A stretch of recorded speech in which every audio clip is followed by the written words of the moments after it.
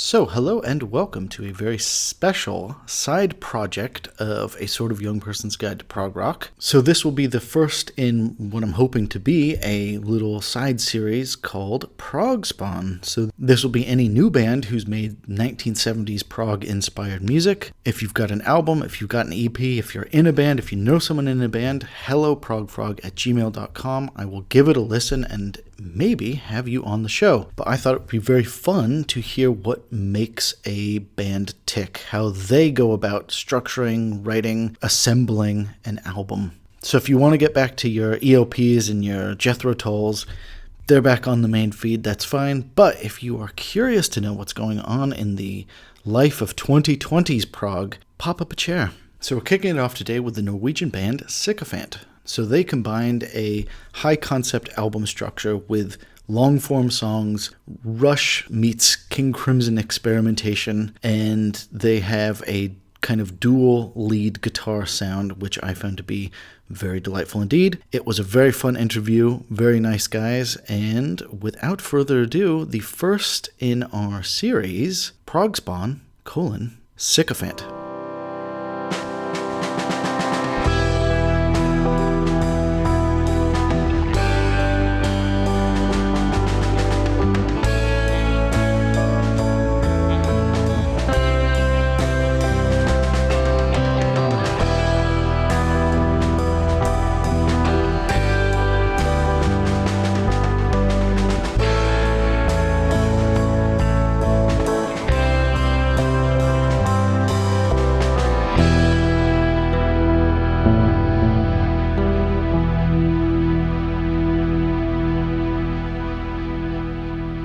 So, welcome everyone to another very special episode of A Sort of Young Person's Guide to Prog Rock, Prog Spawn. I am your host, Ian Prize, and I am here with the band Sykofant. So, hello guys. Welcome to the podcast. Hello, Ian. Thanks for having us. Of course. We're here to talk about the band's upcoming self-titled debut. So, that is Sykofant, Sykofant. Do you want to introduce yourselves? Who am I speaking with today? Go ahead, Per. So, my name is Per. I'm playing the lead guitars and also doing some backing vocals in Sykofant. And my name is Emil. I sing and I play guitars as well. Because you're a four-piece. Who are the other two members? So we have Sindre Haugen. He's playing bass and also singing some backing vocals. Okay. And also Melvin on drums. Yeah. Fabulous. So where did you guys all meet? Tell me about the history of the band. Oh, where to begin? That's quite some years ago. Yeah, we've been playing for quite some time, actually. We started playing in a band together in 2013. Yeah, 13. Yeah. Okay. And that was like a thrash metal outfit. Okay. Yeah. So, okay, yeah. It's more hardcore, yeah. And we played in that band until 2019. And to be quite honest, we were pretty creatively fed up. We were tired of playing metal. We tried writing some new songs. Nothing really stuck. We were kind of exhausted with the whole genre. We still love to listen to it, but just like the writing part of it. So I guess obviously there was maybe some creative stunting going on. So what spawned you then to start on this project? Yeah, kind of. Well, it just happened, I guess. Yeah, it was not planned out in any way. Around like the year 2019, 2020, we both went through some like personal stuff, just ordinary breakups and life changes. Yeah. And you had just moved to Oslo, if I remember correctly. Yeah, I've been living in Oslo for about a year. Yeah, okay, yeah. But so I started to settle in, and when we started to send some metal ideas back and forth to each other, we suddenly, at least, we made that a thing, I think. Yeah, it started with trying to write for the other band, and we kind of just figured out at one point that, okay, let's book this rehearsal space together, let's just bring our guitars and see what comes out of it. And we ended up playing a lot of really experimental, weird stuff. Yeah, I can hear that, yeah. So we jammed for half a year, perhaps. more or And Yeah, less. just you two trading ideas. yeah. And then Nice. I went to uni in 2020. So Okay. I met actually Melvin, our drummer there. And he basically just told me on an off note that, yeah, I'm a drummer. And I was like, immediately, like, do you have a band? And he said no. Okay, So I found nice. like the one drummer in the wild, which is not in like 10 different bands. Yeah, not swooped up. Yeah. Yeah. So we got him to jam with us, and it was a perfect fit. He's originally a jazz drummer, so and we really liked that Oh, vibe. okay. Yeah. And Okay. he was friends with Sindre, our bass player, so he introduced us, and he was like, "Hey, I have this friend who can play bass," and from that moment on, it's You like got a been rhythm the four of section. us. Yeah, Yeah, basically. fantastic. A bit of Excellent. luck, Okay. I guess. So I guess take me back to your musical influences. Rush. Yeah, probably Rush. Yeah. Yeah. Okay. Also, we have a lot of common ground, like bands like, of course, the classics like Led Zeppelin, King Crimson, Camel, and Deep Purple, Rainbow, Genesis. The classic ones. Yeah.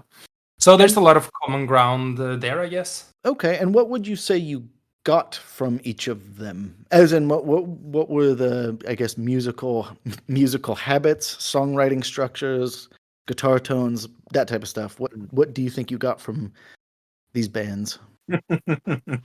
Yeah, that's at least when it comes to guitar sound. There's been some years with an ongoing beef between Emil and I, because at least when we were rehearsing, I tried to dial my tone. Yeah, so it was at least compared to the Richard Blackmore tone. That Okay, was a bit nice. too harsh in the Sykofant setting. Yeah. Okay. We differ a bit. I like more warm guitar tones. Especially, have you heard like the Witchcraft Legend album? I love that kind of guitar tone, like warm, like you feel like you're bathing in an ocean of guitars. Okay, And nice. Per, you prefer more of the like Piercing. piercing, like Piercing. Okay, Yeah. yeah. ears getting attacked. Yeah. So we spent some time trying to adjust that, and I don't think we don't have like a direct influence from anyone when it comes to guitar tones. It's basically the middle ground. And I guess I'll move it on to this one. Is there something about how you wrote this album, how you structured the songs? And I guess we'll rewind it all the way. How did you write this album? Who had what ideas? Does someone tend to write lyrics, et cetera, et cetera? Yeah, so we're kind of split in two when it comes to writing, because I handle the lyrics and the like conceptual part of stuff, because it's a concept album. Yep. It's like a journey of a protagonist, and what we'll probably get a bit back to that. Yep. But most of the stuff, like writing wise, like the instrumentals, are basically just me and Per jamming for it out. hours. Yeah. And then how did you integrate the other two into that? Did you just like plop some stuff in front of them, or did you jam as a 4-piece, or did you know, how did the other two come into this? For the most part, it's Emil and I who have been jamming together as a 2-piece. But after we at least have tried to structurize the ideas, usually we've recorded a kind of a pre-production of that. Okay, And then nice. show the other guys, this is an idea we have. What do you think about that one? More or less. And then when they get like the rough sketch of it, then we start jamming it out, all the four of us, and make like adjustments, because of course when two guitarists are writing music, there's a lot of ideas that doesn't directly like translate to like a good band sound, if you get what I mean. I mean, and we'll come back to that, because I have previously had thoughts about Wishbone Ash, the other massively famous, double guitar act. Yeah. And I've thought often how it is amazing they never crashed, because I think they all just were able to play guitar with each other like friends and not like rivals. Yeah. We're going to get to the concept in one more second, but how did you actually record the album? Do you like click tracks? Do you like just pure jamming? How did you have a lot of overdubs? What was the recording process like? Yeah, we were a bit split when it came to click tracks. Like what we wanted to go for, we went for having as raw of a sound as possible.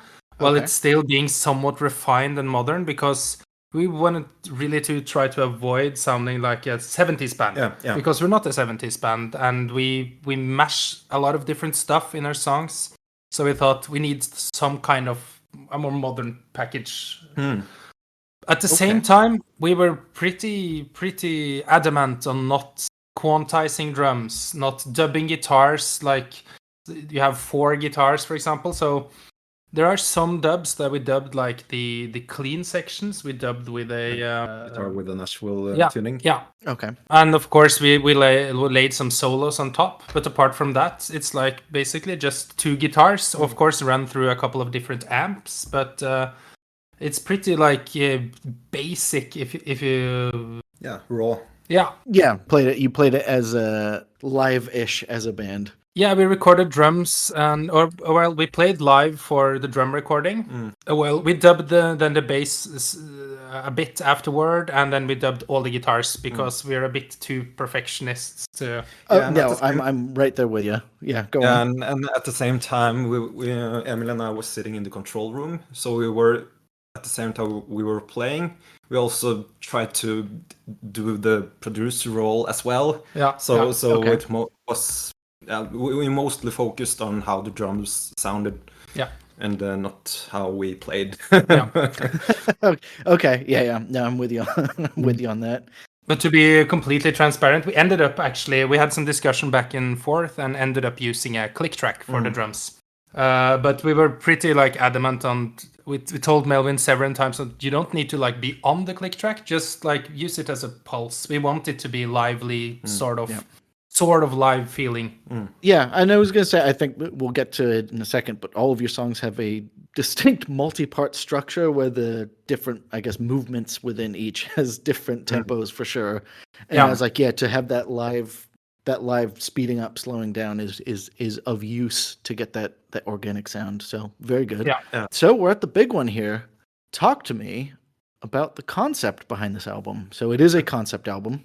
It is a concept album, yes. I have to be a bit cautious because I don't want to give too much away, because of course it has to be somewhat of an adventure for the listener to figure some stuff out for themselves. Yeah. But basically it's from like all of our the personal stuff that happened in like 2019, 2020. Okay. I find it really therapeutical, I guess, to write about my own experiences. But when I try to do it in a really direct way, I find way too awkward. And we actually tried lyrics in Norwegian for a while as well, and that was even more awkward, and it became too intimate, I guess. So I got this idea of like making a sort of tribute to a lot of the like, call it a 70s sci-fi movie, where we write like all the stuff I want to process, if you will, into a big metaphor. Okay. So the concept of the album is somewhat like, to keep it brief, you follow a protagonist that leaves his home to explore and unwillingly discovers that he was actually quite fond of his home. Okay. And then you follow this protagonist on his journey, which is like, in the songs, it's like he starts out in a forest, then he's taken out to the sea, and then he drowns and falls to the ocean floor. That's song 2. Yep. And then when like everything becomes dark around him, he sees that it's not the bottom of the ocean. He meets a white whale and discovers that he is in the universe. Okay.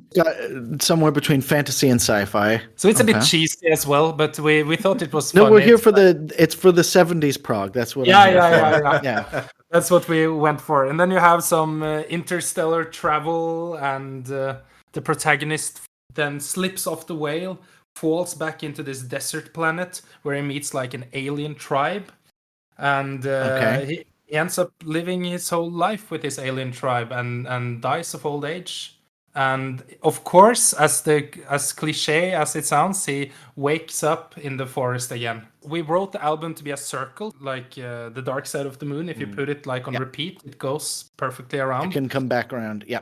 Yeah. No, and we also wanted to use that kind of metaphor of like life being in a circle. So him dying and getting back to where he once was is more of a metaphor of like you end up doing the same shit anyways, even though you learn from your mistakes, if that makes sense. Okay, sure. Yeah. All right, I'm with you on this. Okay, Yeah. so is there anything you want to tell me musically about how you structured the album? Is there anything specifically you wanted to talk about with that? This is my part of the story, I guess. So when we started to jam in 2019, at least for my part, I didn't really know about the concept, or if so, it was just briefly. Okay. So the first two songs, which we more or less finished as a two-piece, that was, at least from my part, not without a guidance of the story. But Okay. after the second song, we wrote the album actually pretty much chronologically, Interesting. Okay. except for Forgotten Paths, which was more or less finished before we started to jam, I think. Yeah. Writing the second song between Air and Water, then at least Emil started to go more in detail about what the concept was about. And then it gave us some guidings for how the songs could or should be structured. Yeah, it was kind of a race between the concept and the music. Yeah. So sometimes the Okay. music was like, took us in a direction, and I wrote the story to that. And then other times I would be like ahead with the story, and we were like, oh, we need to find some cool piece, like cool riff or something that symbolizes this happening to the protagonist. And are both of you the type of guys who have a lot of, because I've got my little voice notes on my phone where I'm just like, oh, that would be a cool little something or other. Do you have a bunch of, like, I'm going to say demos in air quotes here, of tiny little riffs that you can kind of be like, wow, I need a heavy riff, I need a slow riff, I need a cool chord sequence. And do you have a wealth of little song scraps you can pluck? Or are you really intentional about, like, we're here at this album, I'm going to compose this next thing now? We have a lot of like riffs that weren't like on sections that were too experimental or too weird or didn't fit somewhere. We actually at this point we're writing 2 follow-up EPs which take place in the same story and embellishes certain parts of the concept. And in addition to that, we also have several more songs that we just weren't quite happy with or that didn't fit into the whole, they weren't like written to the story. We just wanted to write something and we kind of just put it in we call it the riff bank. Like of course. Yeah. You got to. So we got a lot of stuff in there, and that is certainly helpful to like have somewhat of a starting point, at least when we're jamming. Yeah, of course. And I guess one final thought. So the background of this question is I always think a lot about, Genesis or Yes or whatever, go from tour to record an album, like the kind of 70s pace of whatever, where they just threw stuff together and they're like, goodness gracious, we just need to get an album out here. Obviously, you guys had actual time to marinate on all of this stuff. Yeah. Did everything change drastically as you wrote and produced it? Did you go back and re-edit a bunch of songs? Like, how did the project morph as you were going through it? So, I think for the most part, after we finished writing the song, we had an agreement that if we're thinking about changing it in the later time, that's cool. Okay. The only thing is that it has to be cool. Okay. Yeah. But for the most part, the album has been finished since 2022 or 21. Yeah, I think so. Oh, wow. Okay. We've taken our time and we've just been enjoying playing a lot. And and then we last summer, we were like, okay, we have to actually record this now and do this. So it was recorded like over the summer, basically. So you had written it and all that sort of stuff, and then you just recorded it moderately quickly. I think we were in studio tracking for about 2 weeks. Yeah, I think something like that. Fabulous. So we have to at least mention Ole Østedal, who owns the studio that we recorded the album. He's been a good driving point, at least during the recording process. Yeah, absolutely. He really helped because we jammed like the album to death at that point. So we needed some fresh airs to like help us with. Hey, can you like pitch some guitar tones or? How do we tune the drums, or which kind of microphones do we use? And he was really fabulous when it came to that, because he's like perhaps the most gear nerd you can Yeah. find in Norway. You have to have them. Yeah, they make the world spin. And he has Yeah. so many fantastic pieces of equipment in the studio, like high watts and his Mellotron, that like sitar thing. Yeah. So much weird and cool stuff. So that was huge help to us when recording. Him just helping us out with the whole sound side of things. Yeah. No, I was going to say, I think those people with that, like that encyclopedic knowledge of how to get a song from the ether down to earth is just, there's nothing like it. No. And I think especially as you guys surely found out, I think you have all of these really cool things that sound great in a rehearsal studio, and then at some point you have to put them, metaphorically, to tape. And it's like, that's the version now. Like, it's not the time we jammed and it sounded cool in my head. It's like, no, this is the version. Yeah. So, yeah, fantastic. So, I guess anything else you want to talk about in general? And then other than that, we can get cracking on the songs. Get cracking on the songs. Let's get cracking on the songs. Here we go. So, we are going to kick off with Pavement of Colors. Yeah. So, I guess right out the gate, I'm hearing, for all of these songs, that you have a multi-part structure. Talk to me about that. What is it that you enjoy about multiple parts? It's not so much our enjoyment about multiple parts. It's just that we're kind of impatient. I guess. It just happens. Yeah. So when we jam and put stuff together, we kind of just like, oh, what if we just did this, or what if that happens, and it kind of just falls into place. Being like that, it's what feels most natural for us, I guess. It's probably in our musical DNA, I think. Yeah. At this point, it probably is. Yeah, I was going to say, because I'm trying to go through it in my head, but I don't think I ever heard just a verse and a chorus. I think there was nice little, like, it was like a tapas situation where you're taking little, like, I guess, like little minute-long sections. Yeah, and we're really good at, like, keeping people on the edge. Yeah. We don't give out our release too much. We just like to build and build and build.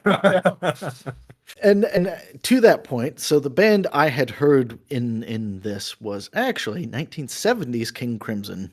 So I heard a lot of, I'm going to call it non-diatonic tonalities. You guys like to use, as in it's not just like, nice little C major chords. I think there's a lot of extra flavor in there.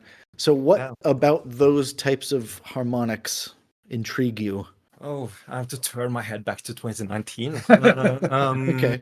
For my part, my way into the song was that I wanted to make it a bit bluesy, but also chromatics is always a soft spot in my heart. Yeah. We tried to write songs that are more like tonally straightforward, but we often end up pretty bored doing so. Okay. So you want to add that extra something in. Yeah, we want to like push it a bit in different directions, or just we feel sometimes like somewhat like mad scientists, just putting stuff in vials and seeing what works, basically. Yeah. Okay. So talk to me about your singing voice. So I enjoyed the kind of like, I mean, it's a very grungy, as in literally grunge rock style of vocals. Is that your most natural singing voice? Is it a voice you put on? I think it may stem from me listening to a lot of grunge, and I love Alice in Chains, Pearl Jam, a lot of great singers, and Alice in Chains, the acoustic MTV session. I love that concert, and I've been playing that a lot by myself, just singing, and I think it somewhat just shaped my vocal style without me, like, it was not an active choice, but it just shaped the way I sing, I guess. Okay, no, I'm very down with that. So I guess, tell me about the song. Was the seed any like, did you have like a book in mind, a movie in mind, or did the seed just come from the heavens fully formed? Well, the seed was, I think what inspired the lyrical conceptual side of it was a fascination with like Norwegian fairy tales, or like also Germanic ones. So the protagonist is like you meet him in sort of a deep, like, enchanted forest kind of stuff, like old forest, if you will. He has lived his whole life there and is quite happy just being there, but also there's like a small part of him that is really bored. And one day he stumbles upon this path that is like all the colors of the rainbow, basically. And curiosity gets the better of him, and he listens to that small part who says, I want to follow that. And he starts following it, and after a while he kind of regrets it and starts to try to get off this path, and he discovers that whatever he does, he always ends up back on the path. So there's no escaping it. It traps him, basically. Okay. And towards the end of the song, where you have like a more call it a stadium rock kind of vibe to it, that is where the protagonist he walks so far that he gets out of the forest and like towards a huge ocean and a beach, and is just so tired of trying to escape this path. So he lays down on the sand for a nap, basically, and wakes up to just a huge storm and a giant wave just pulling him into the ocean. So that's like the story side of it. Yeah. And it's I at least wanted it to be kind of fairy tale-y, like, ooh, this scary path that I can't get. Yeah. So it's funny that now that you guys, of course, you say this is like a Northern European kind of fairy tale inspired, and it's like, of course, like your country is like 90% forests that lead to beaches. Yeah. My mental image of this was Dante's Inferno, where it starts with, I came to a crossroads in the middle point of my life, and blah blah blah blah blah, and then he goes off on this, well, for him, not so magical adventure. But yeah, no, that was the image I had of the dark and thorny woods of life confusion. Yeah. But yeah, no, I was heartened to hear that this is a Northern European inspired fairy tale landscape. Yeah. Somewhat in that vibe, I guess, Yeah. but I think it's a common trope to like get captured by inanimate objects or paths. Stuck in the woods. Yeah. So the soundscapes. So were they telling a story in any part of the song? Yeah, we can talk about this for hours. We've been so deep into it. So yeah. But we kind of structured the whole vocal to like in the what we can call verses, where it's like a more calm vibe. We structure them as to have like a sort of call and response style with the vocals. Because I imagine this protagonist's like he's calling out to the forest and it's answering him, and at least to me it gives me sort of an enchanted flowy vibe, if that makes sense. Yep. And then every like it's sort of a chorus, I guess, where they're like payment of color. That whole thing is like we wanted to do like distorted guitars there, because even though the payment of color is not evil in itself, it represents something different, I guess. So if that makes sense, it's contrast. Yeah, a contrast. Yeah, that's a better word for it. As in, I think the fear of like something unusual and unexpected calling you to an adventure is kind of disturbing. Yeah, absolutely. And intriguing at the same time. And intriguing. Anything else you want to say about payment of colors? We could talk like briefly about like the last part I found, but this is where the part where we like wrote the lyrics to the song. So I figured that the protagonist like meeting the ocean and seeing like discovering the ocean for the first time was like a really good fit with the whole stadium rock theme, because it's so open and it's very visual. So next, we roll on. Now, I guess we're at the ocean here, so we're between the air and the water. So talk to me about your guys' approach to guitar, because the one thing I really noticed a lot with this is there's a lot of guitar on it. Briefly mentioned at the beginning that Per likes a little bit more cutting guitar. Emil, you like a little bit more warm guitar. Yeah. How do you blend them? How do you prepare a guitar build? How do you think about a guitar solo? Yeah. You want to answer this one, Pep? How do I think about a guitar solo? You don't think. You just feel. You feel it out. Okay, no, that's fine. No, at least the thing that I wanted to try was the slide guitars, because that's the thing that I never have done really before. But as I mentioned, that Richie Blackmore is a big influence for me. Yeah, I wanted to try that. I want to try all the Richie Blackmore tricks. Yeah. Yeah, I think at least the first part of the song, which is calm and a bit mysterious with the chords, that was a result after hours with me and Emil just trying some dissonant chords, trying to make something out of it, and then we found out that it was maybe a bit too experimental, but this may work. Yeah. And it's worth to mention as well, Per, because you influenced me quite as well with your. You have a very classical way of thinking when it comes to when we're jamming and when we're approaching songs. So I think a lot of our songs sort of becomes like guitar symphonies as well because of your you have that. And that like influences the whole process because you have been heavily into like classical music. Yeah, when I was in high school, I actually learned to play the classical guitar. Okay.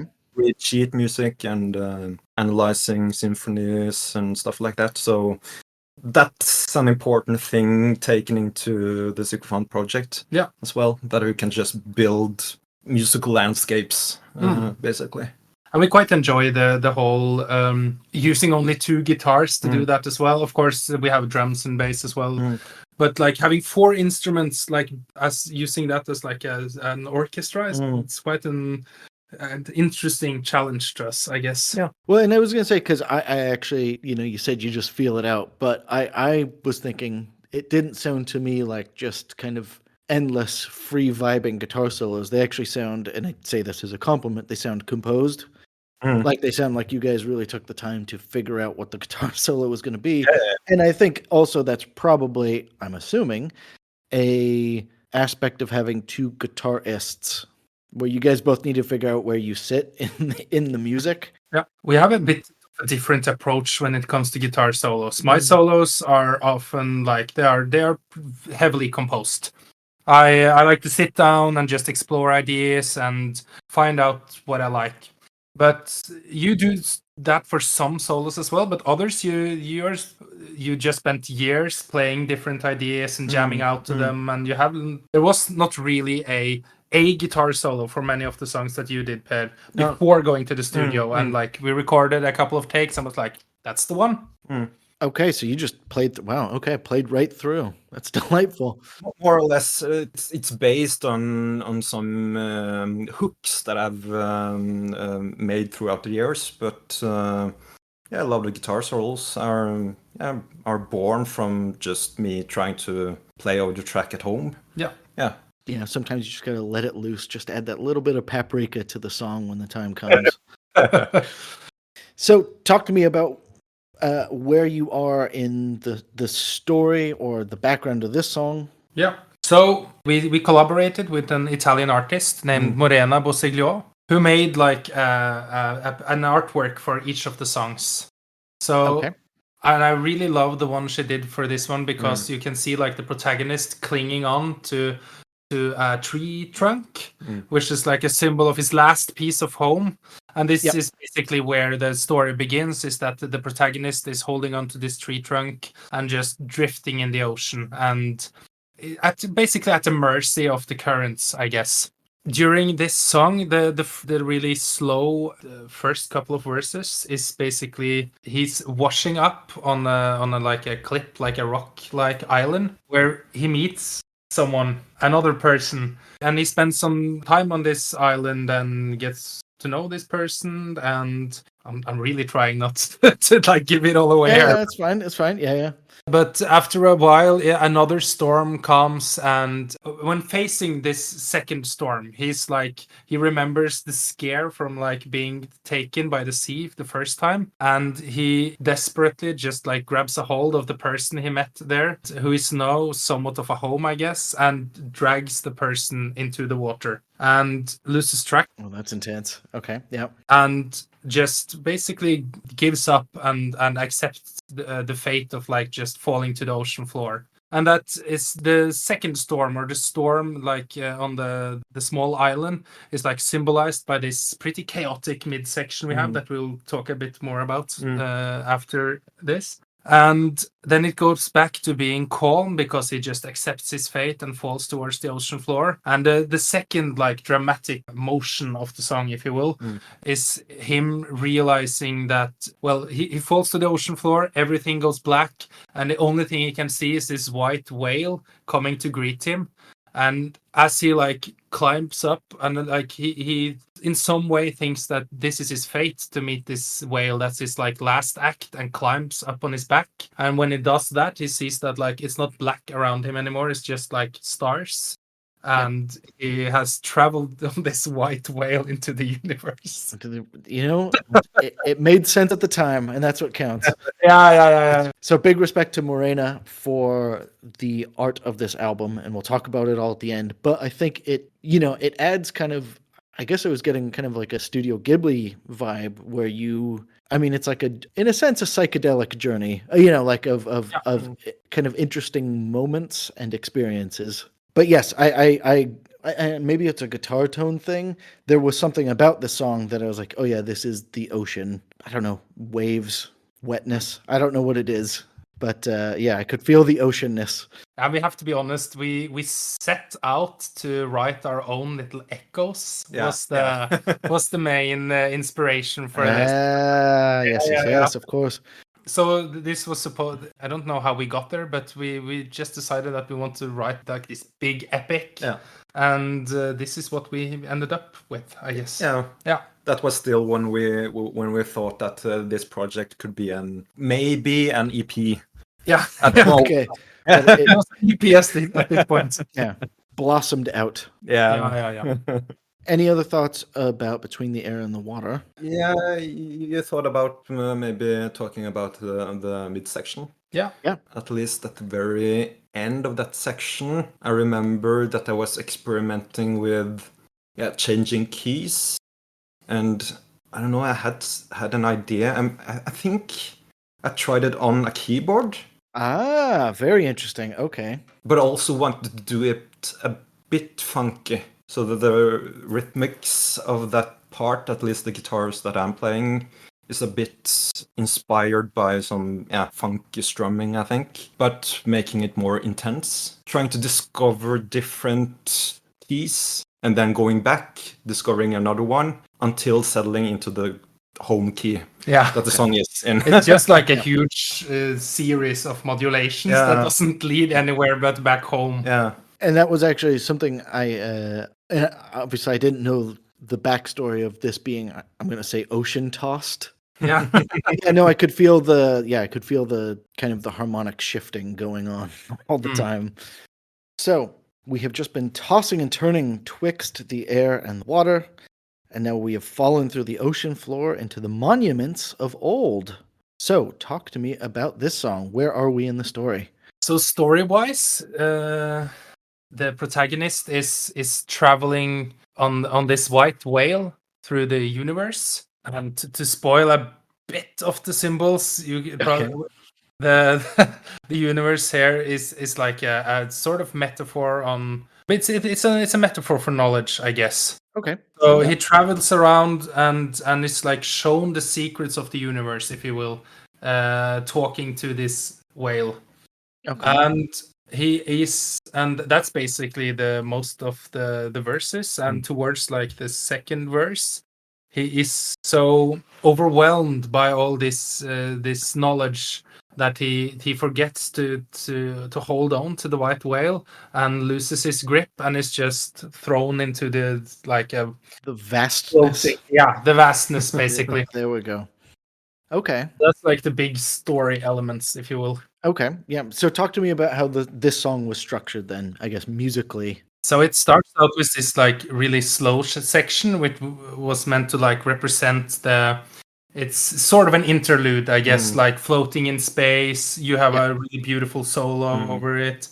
And then it builds up, and then when you get to the bam bam bam. That's at least in my book a pretty heavy nod to Rush on your part. Yeah, that, and also the riff that we play around a minute after. Or something. Yeah, like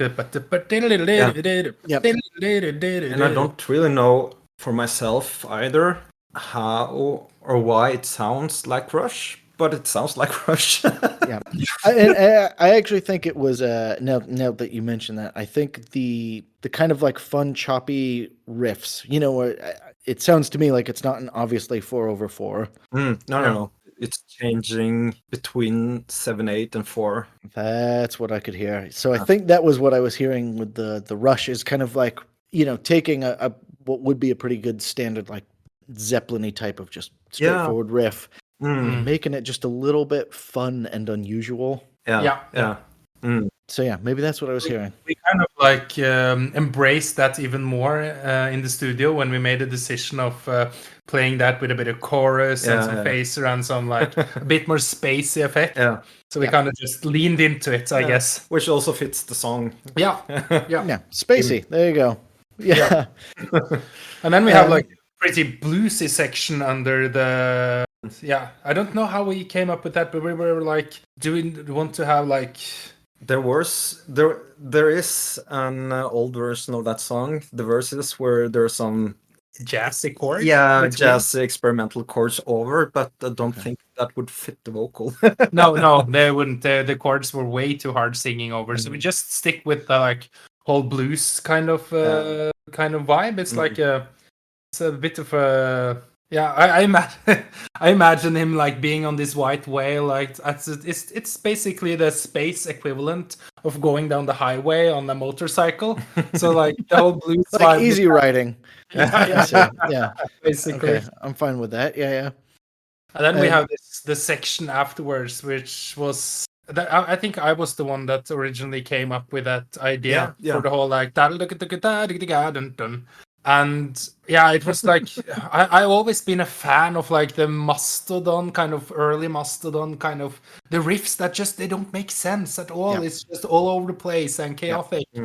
So we took like I came up with this idea while we were jamming, and we just like went even further with it. So now we are like playing like the bass and guitar are playing in different time signatures. Yeah. And the guitars. Okay. I don't even know what it's in 4/4, I think. But yeah. So it's and it meets up intense. At the like when it goes to like more the funky section. It meets up, so it's like it's basically a math equation that's just. So this was like true polyrhythm. Yeah. That threads at the end. Okay, I like this. I like this. Yeah, talk to me about the white whale. So where does the whale fit into your guys' mythology and stuff? Unless it's giving too much away. No, it's most of the symbols that we put on the album was like it has several meanings, I guess. And one of the more surface level meanings of the white whale is that we, at least when it comes to knowledge, there was this idea of like using the white whale as a symbol on both on knowledge itself, and that it shows like the secrets of the universe, but also it's in tune with the like more natural themes of the album, because most of the album is like centered around an aspect of nature, which is also somewhat common, I think, in a lot of like Nordic mythology. So we wanted to use that as well and give it a bit more meaning. So it has kind of it has more than the two meanings, but that's the most like surface level ones. And of course, it's a cool symbol. We're just kind of bitter that Gojira took it before us. Yeah. No, fair enough. Of course, it's a nod to like Hemingway and. I was gonna say there was one pretty famous white whale that was. Yeah, and Moby Dick as well, of course, and the Old Man and the Sea. Like, there's a lot of like these stories about like existential stories about a fisherman and him having to face a creature or the sea, and it's just kind of along for the journey. It's like it's a prop, I guess, or just a symbol. Yeah. Anything else about Monuments of Old? Well, I didn't write the guitar solo, but we had a bit of fun with the whole guitar solo ending section. I remember us talking about like, we need like a really a really Fusion-esque. fusion-esque guitar solo. Like, so it follows the changes. Like, it starts out with the like funky guitars under, and then we have this like the whole band is in on this, and then it opens up and it's more like chords. Which is also a nod for the progression is actually a nod to Between Air and Water. Yeah, it's pretty much a lot of the same chords. Okay. Because I was going to say that was something I both appreciated and I'm assuming you guys very much enjoyed as musicians is basically I noticed a large spectrum of guitar playing. Yeah. I was like, that must be very fun to have actually really worked it out. Like to really get to do the whole, every type of genre, basically. Yeah. It's been like both a huge challenge and really fun at the same time. Liberating. Like rewarding. Yeah. Yeah. And that has kind of been the premise of the whole like Sykofant songwriting mantra is that like we can try anything. There are no genres that are not on the table. So to speak. Yeah. Yeah. We'll do anything as long as we think it sounds cool, basically. Yeah. And then we wanted to finish the whole song off with something that's a bit of a nod to Rush again. Yeah. Like yeah. Okay. so the whole like final section is then the chorus and phaser is back on, and we're just hammering out. It's sort of like the Cygnus Rush song, the end, or like one of the sections towards the end. Yeah. So that's basically Monuments of Old. There you go. So we are now very much out in space, and we go to Between the Moments. So tell me where we are in the story here. Yeah. So the last section of Monuments is basically like the protagonist kind of freaking out that he has now lost the whale, the one secure thing. It's a lot of him clinging on to stuff, I guess. I just realized that has been a lot of the story up until now. And kind of panicking, and you have like there's a lot of stuff happening, and when we get into Between the Moments, it's kind of just an acceptance of the situation he's in. So it's like it's another it goes in waves. Now he's back to just like, okay, there's nothing I can do about it. I'm just going to be floating in space, basically. Okay. So that's the whole with the hook. Like that's fine with me. It's sort of call it an existential kind of acceptance type of thematical thing going on there. And then there's like two parts to the song. This is one of the songs we struggled most with, going from the like slow, more kind of ballady, psychedelic kind of section to the like more like post-rock Led Zeppelin kind of section. We actually had like 3-4 more minutes of music there, and we just weren't happy with it. So we just kind of figured, why not just go from A to B for once? But that represents basically him being caught in the gravitational sphere of a big red giant, like a desert planet. Okay. Yeah. Okay. Needed to build like in intensity because that's when the panic starts kicking in again. Was that he's off on yet another? Well, I guess it's a fiery descent, perhaps. Yeah, absolutely. Okay. That's why the lyrical themes on the call it a post-rock Led Zeppelin kind of thing is like feels like I'm going up in smoke, and that's where that comes from basically. And because this one, if memory serves, this one had backing vocals as well. Yeah. This one was this a call and response one? Because the first one definitely has call and response. Well, this is more of us two singing at the same time. Yeah. It like originally it was just me like going, but we played with it in rehearsal and when we were jamming and found out that it can become somewhat of a hook. The whole the scream that starts off the vocal lines to have like both of us do them.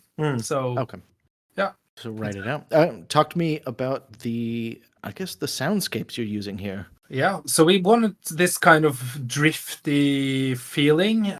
We wanted it to be kind of dreamy, but not as straightforward. So we wrote it in 7.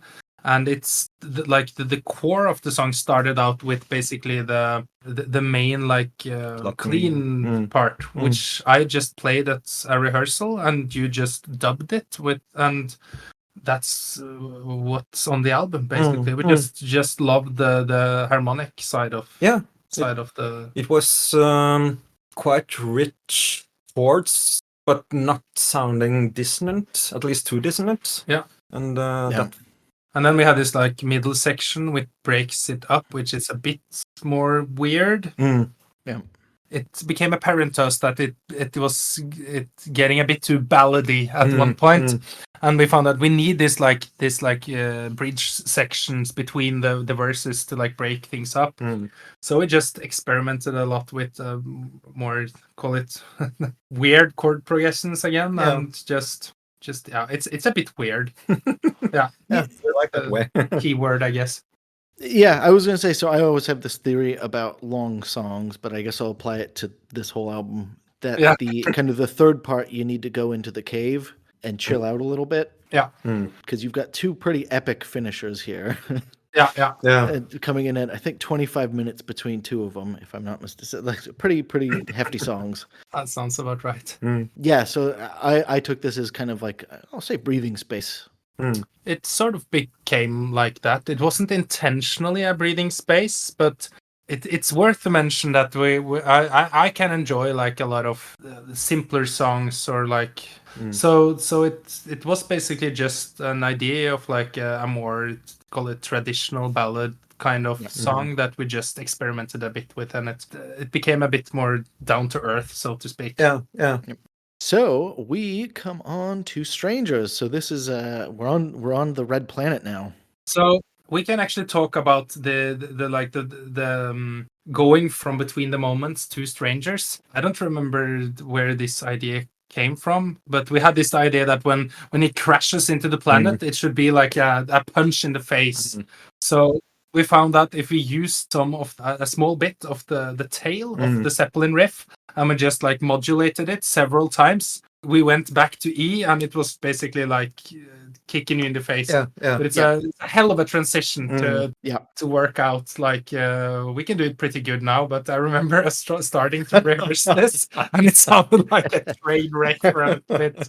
No, and I was going to say, actually, I'll take a real quick break here, and I think this was the track I most noticed how good your rhythm section is. Yeah. So if you want to gush about them for a second, feel free. I think that's on this song, because we had played together for about a year when we wrote this song, so they were probably a bit more, as you say in Norway, at least, that you're a loser in your shirt. Okay. So you've worn it in a little bit. Yeah. Comfortable, basically. So they had a bit more space, at least, for contributing into this song, I think.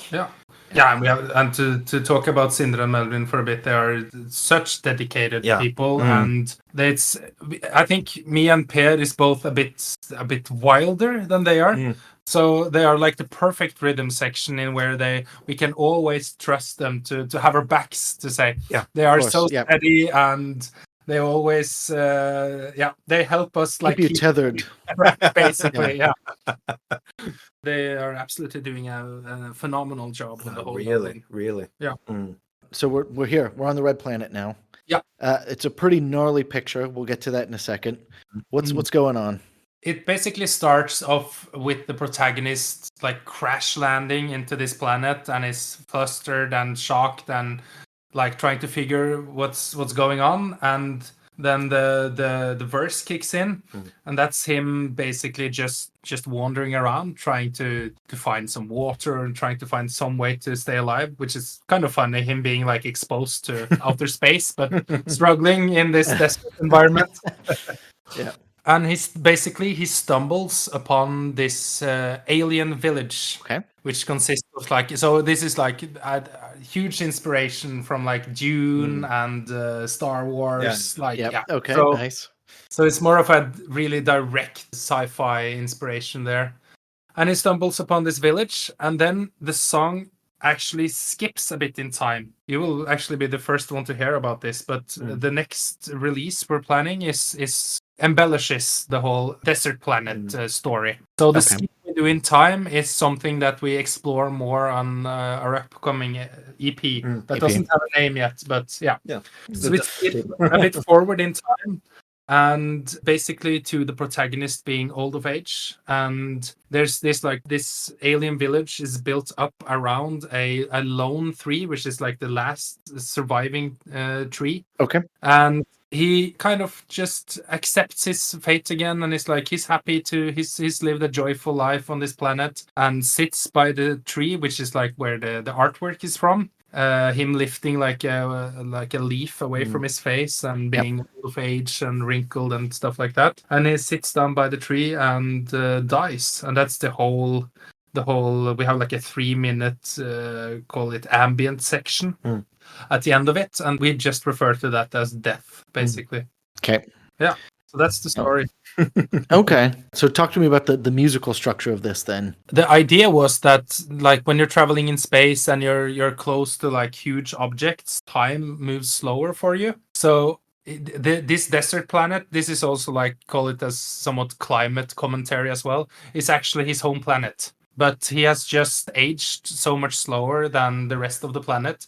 So when he gets his home sort of, but it's not a home that he recognizes. And the alien kind of symbolizes that things move on independently of him. And we wanted to have like the whole, it's kind of, we have this staccato kind of dunka, dunka, dunka. We're pretty heavily into like the Sam rock scene, like African rock bands, which all have, or not all, but some of them have this like cool, more staccato kind of rhythms that are danceable rhythms. Yeah. not as common in like Western popular music, at least. Yeah.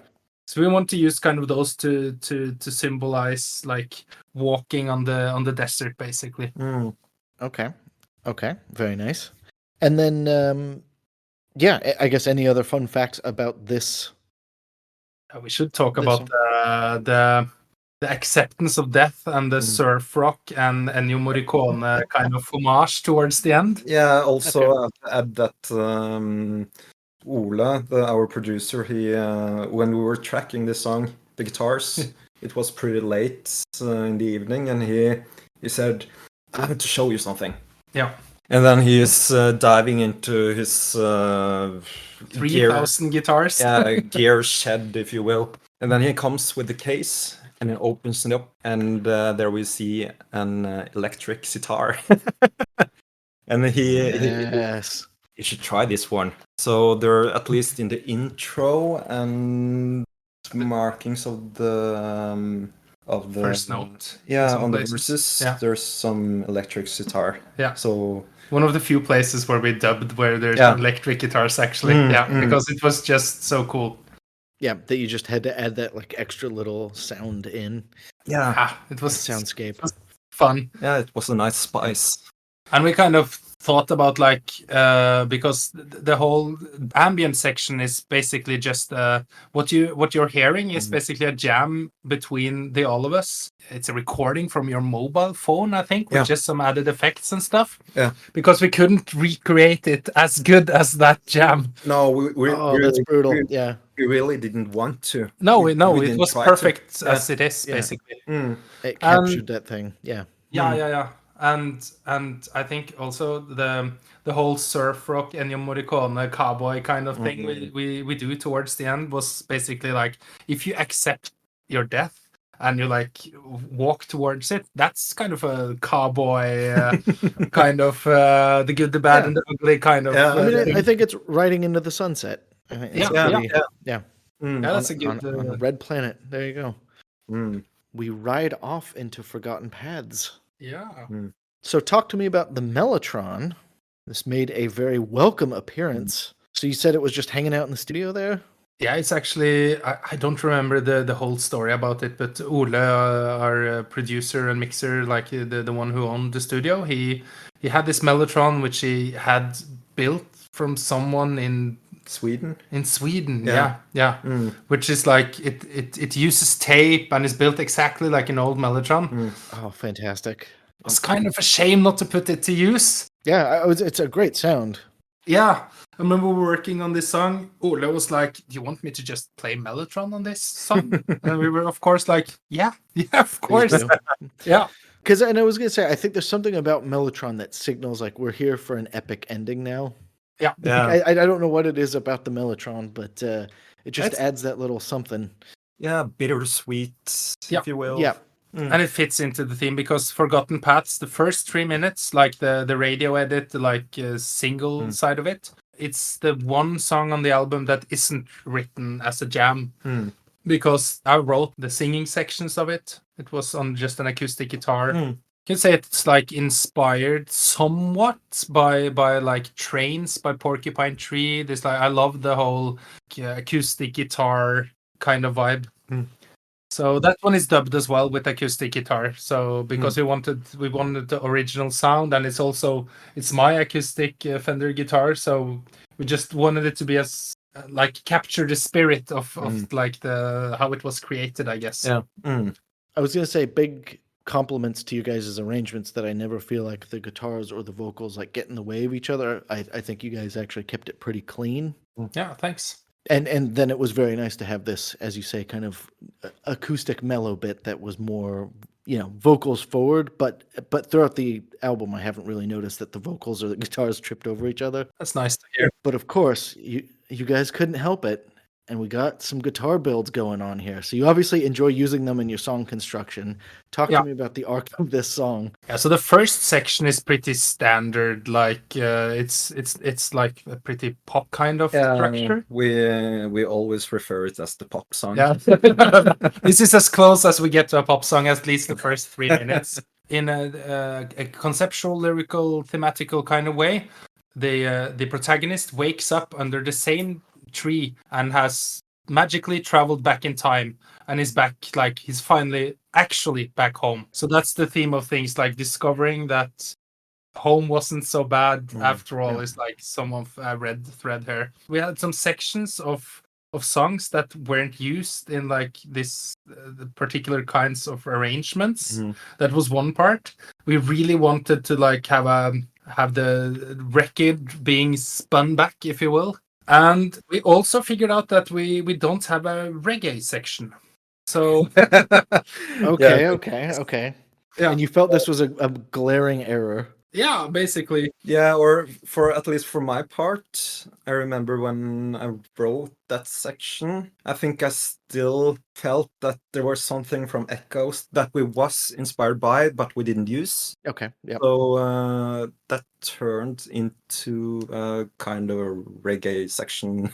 Yeah. Okay, I gotcha. Because the bluesy lick is kind of Pink Floydian, but then we add this like backbeat kind of stroke like chord on top, and then it becomes like a Floydian reggae thing for you to play a solo on top of. Yeah, I mean it's just fun to play. What can you do? Yeah, so it kind of plays through a lot of the key themes of the album. Yeah, only to end up at the start, basically. Yeah, I think the same key.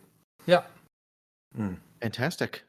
So, any other thoughts about Forgotten Paths? Well, I can add that I was the only one in the band that wasn't a fan of having a pop song, in quotes, on the album. So the second part of that song, which is more or less a medley, from my side of the things, that was a reaction for being voted down for having that song on the album. Yeah. So I wanted to have a long instrumental. And it ended up being 14 minutes. So all in all, it's not very poppy. I mean, what can you do? Sometimes you're just pulled to your fate. Yeah. Actually, so talk to me about this. Had you set up a band voting system to make sure that there was accord and peace and civility? Yeah, but we kind of run our band like companies. Like it sounds horrible when you say it like that, but we have like a structure of who takes the final call if that needs to be, and we are pretty direct and open with each other. And if there's like a big disparity between different kind of or if we have an argument for that sake, we can like call a vote and say, okay, let's just put hands up and see who enjoys what. Yeah. I respect that. It's never childish discussions. Yeah.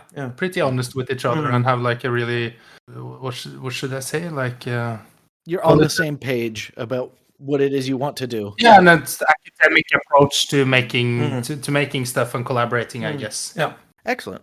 So for each of your songs, you have 6 lovely individual song artworks. There we go. Song artworks. And then obviously you have got the cover, which is the skeleton of a whale. Yeah. And I guess that's the full circleness of, I mean, it's a whale. There's some trees. It's on a red planet. I'm assuming this is the full circleness of the adventure the protagonist has been on. Yeah. Yeah. Anything you want to tell me about the album art here? Yeah, so we actually collaborated with an Italian artist named Morena Bosiglio. I wrote down call it a short novella of the story, or like the key, like a couple of pages with the story. Okay. And we gave her the lyrics, and we gave her all our pre-production tapes, and we said just go wild. And I spent some time talking with her about like the symbolic meaning behind a lot of the stuff, and yeah. And then she just made these drawings/paintings as while listening to the music. I love it. It reflects the band really well because it's modern, but at the same time has like the huge epicness of like old hand-drawn prog artwork. But it still has this like modern finish to it, which is basically a bit like us, I guess. Yeah, I was going to say, I massive compliments to her. They definitely complement the songs pretty well, and I really like that each specific song artwork really has a very strong single color palette. Of course, with the exception of Pavement of Colors. Yeah.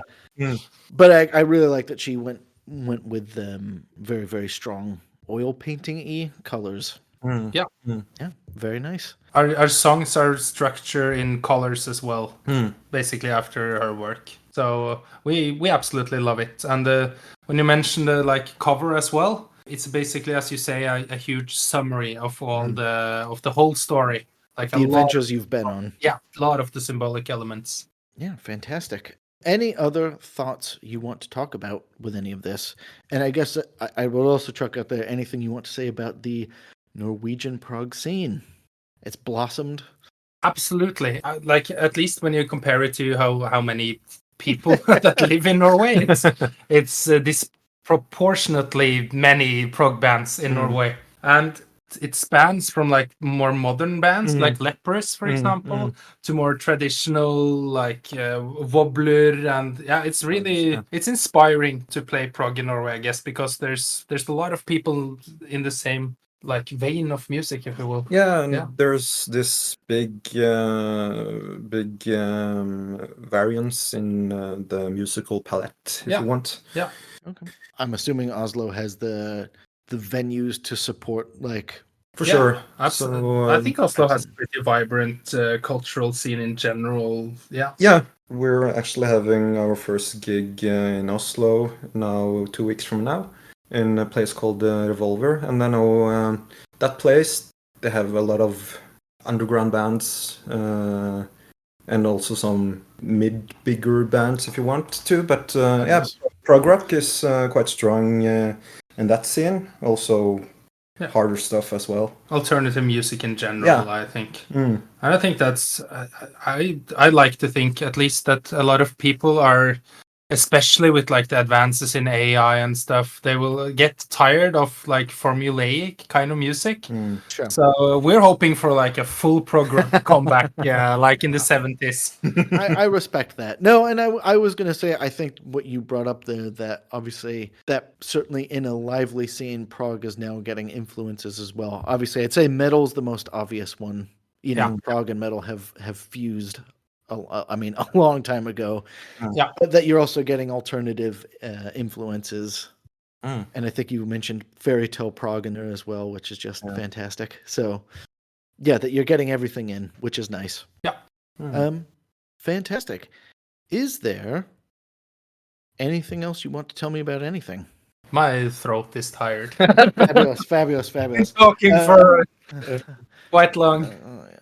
Excellent. Thanks for having us on. Thank you guys so much for being on. I have been talking to the band Sykofant, and by the time you'll have heard this, the album Sykofant, their self-titled debut, will be out. Find it everywhere you find music. I want to thank my guests, Emil and Per. Thank you for having us. Yeah, thank you very much.